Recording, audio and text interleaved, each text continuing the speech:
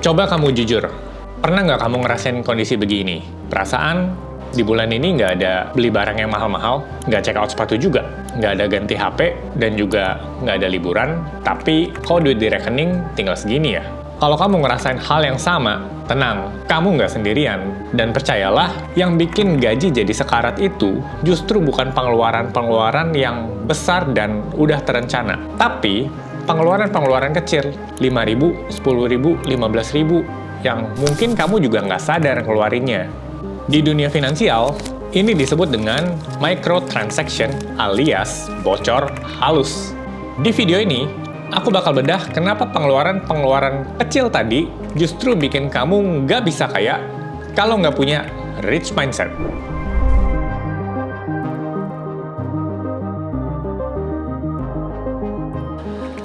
Biar gampang bayanginnya, kita pakai contoh, kenalin Rian. Rian ini ngerasa dirinya hemat, nggak pernah makan siang yang fancy, dan selalu jajan yang kecil-kecil. Nah sekarang, coba kita hitung pengeluaran receh Rian.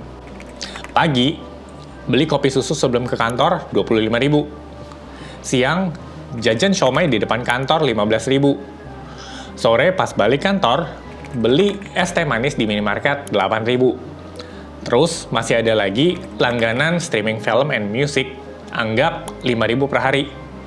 Belum lagi biaya top up e-wallet dan transfer bank 6.000. Bayar parkir di stasiun 6.000. Totalnya 65.000 sehari. Buat pekerja kantoran di Jabodetabek, ya itu mungkin angkanya biasa ya. Tapi otak kita itu gampang tertipu. Rian lupa buat kaliin 30 hari dalam sebulan. 65.000 dikali 30 hari, itu hampir 2 juta rupiah. Coba kamu bayangin, setiap bulan 2 juta rupiah lenyap gitu aja untuk hal-hal yang nggak bikin Rian kenyang ataupun bertambah asetnya. Kalau diinvestasikan di rekening tabungan dengan bunga tinggi, Rian bakal dapetin 24 juta plus bunganya. Ini yang namanya death by a thousand cuts, alias mati karena ribuan sayatan kecil. Kenapa bocor halus ini mematikan? Karena otak kita itu cenderung untuk mengabaikan hal-hal kecil.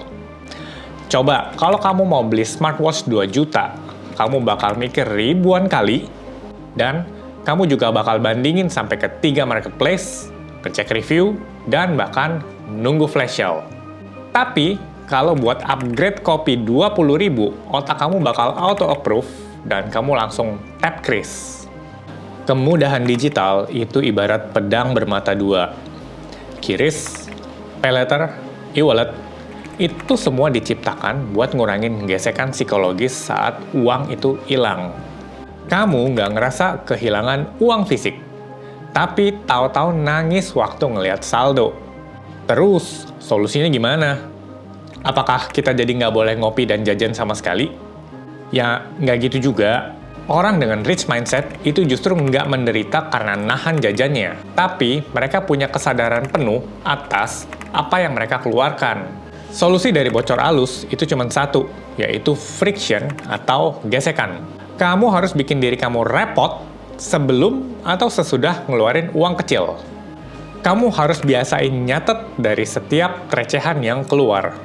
Karena pas ngeliat grafik di akhir minggu, kamu baru sadar ternyata 400.000 itu keluar cuma buat jajan di minimarket.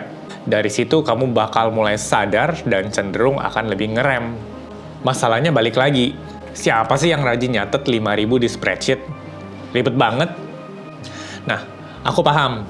Makanya, daripada kamu berantem sama rasa males kamu sendiri, mending delegasiin masalah ini ke teknologi. Kalau kamu pakai Finetics, kamu nggak perlu repot buat nyatet secara manual transaksi 5.000 tadi. Cukup manfaatin fitur voice record dan bilang, Finetics, aku bayar parkir stasiun 5.000 secara tunai. AI-nya bakal bantuin kamu untuk ngerekap transaksi dan masukin itu ke kategori transportasi. Beres, nggak sampai 3 detik. Rich mindset itu tentang tahu batasan. Jangan biarin kerja keras kamu dalam sebulan hancur sia-sia karena pengeluaran-pengeluaran kecil dan receh yang nggak pernah kamu sadarin. Sekarang coba kamu cek mutasi rekening kamu dan lihat ternyata bocor halus apa yang sampai saat ini masih kamu pelihara. Coba share di kolom komentar. Stay wealthy, stay smart, dan sampai jumpa di episode berikutnya.